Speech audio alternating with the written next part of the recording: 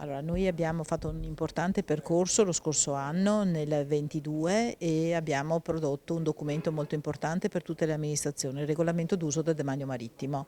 Tante amministrazioni l'hanno assunto come effettivamente documento fondamentale e alcune amministrazioni lo faranno nei prossimi mesi. Noi abbiamo quindi preparato tutta la nostra squadra di lavoro per affrontare nel migliore dei modi questa importante scadenza.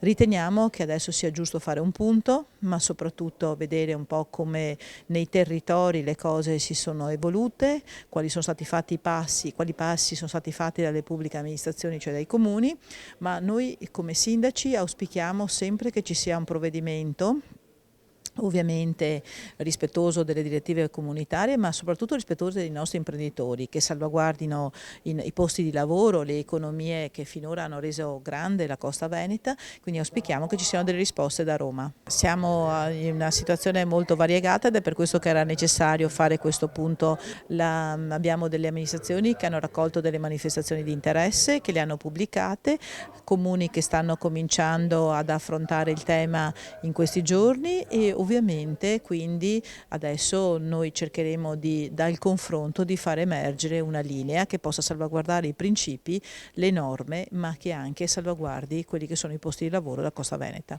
I comuni già hanno una norma su cui basarsi, la sentenza del Consiglio di Stato a sezioni unite, quindi i principi sono stati fissati, il regolamento d'uso li ha sedimentati, un provvedimento che può essere veramente un faro. Quindi noi nelle situazioni normali si può tranquillamente come comuni raccogliere manifestazioni di interesse e pubblicarli. Se poi non ci sono questioni di particolare complessità si può andare in assegnazione anche in base alla legge 33, che è un'ottima legge, una legge che veramente ci invidiano in tanti.